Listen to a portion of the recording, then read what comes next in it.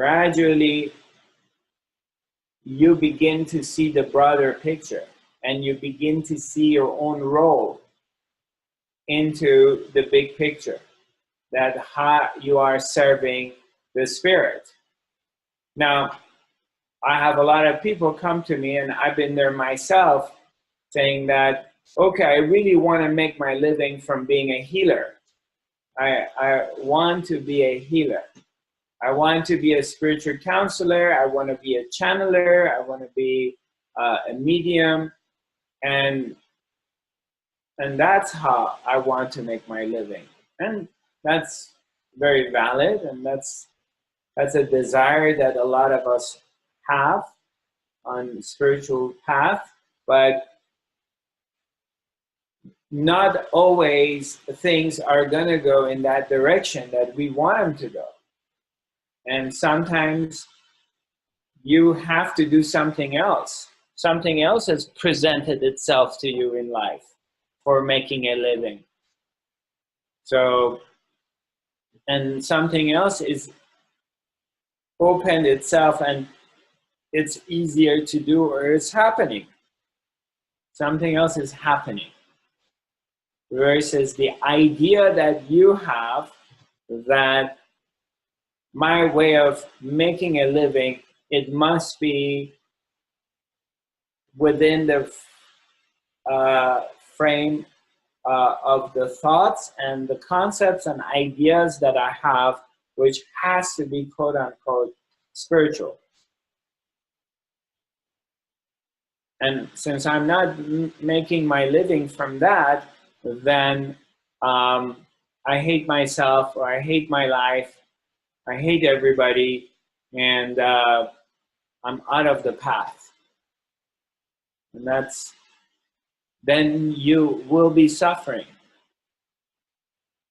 You will suffer.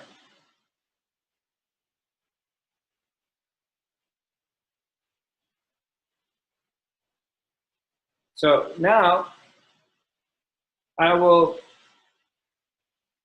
explain this other part of it. That identification, when you're identifying, okay, let's say you're a school teacher, let's say you're an engineer, let's say, I don't know, you're a nurse, let's say, whatever, you know, whatever, you're working in an office, you're working in 7-Eleven, something like that, you're a clerk, you work in a bank, whatever you're doing.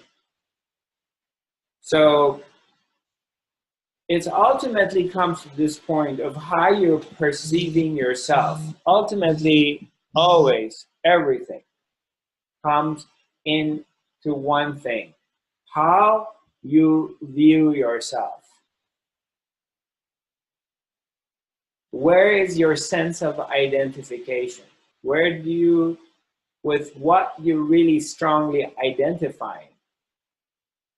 So if you're identifying very strongly that you're a banker, or you're a teller in a bank, and you really identify yourself as that, then, and you're not happy, you're on spiritual path, but you're trapped, and you don't have this understanding, and you're really identifying with your job of what you're doing, that what you're doing is not spiritual, then you're in trouble. Then you have put yourself in a situation that you're going to be suffering. By changing your vision and developing increasing your level of consciousness, that, okay, I sell insurance, I'm in insurance industry, and that's where I make my living, but that's not my sense of identification. That's not who I am. That's not how I define myself.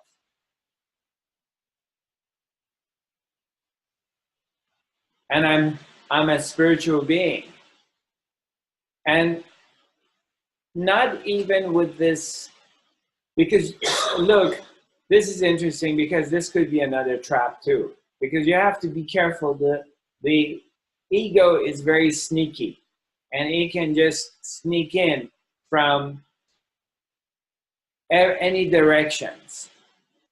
So even by being proud within yourself that I'm a spiritual being and I am vegetarian, I'm really vegan, you know, I go to yoga and I meditate, and then I start to develop this false sense of identification, of a sense of feeling of superiority to the mainstream people, that I'm better than them.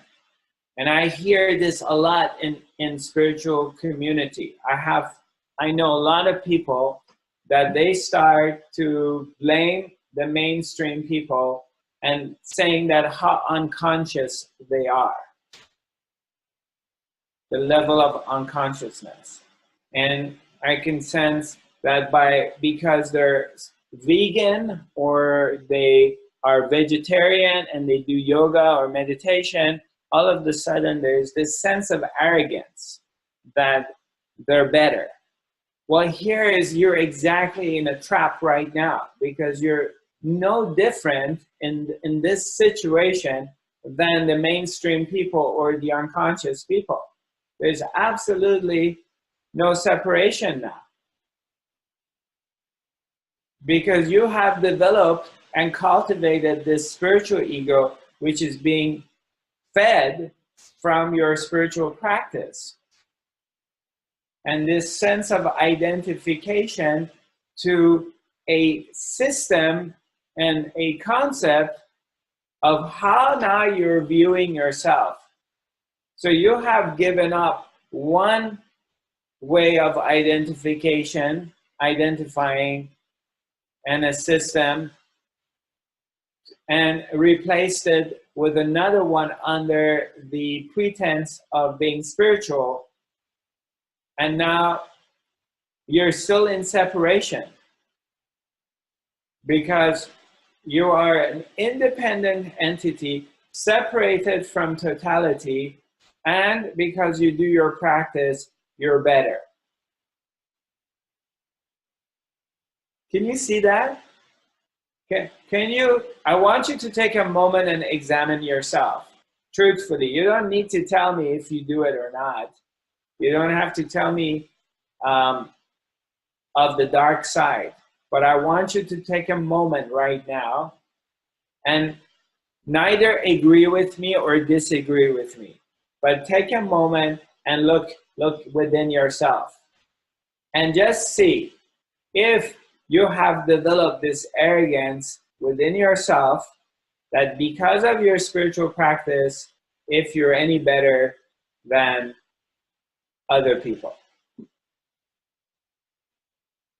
If you find yourself more conscious, if you find yourself superior,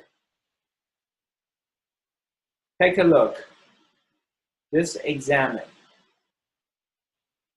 you know, just examine yourself. And if the answer is, if you're detecting that, then know in this very moment that you are trapped, that you're not free.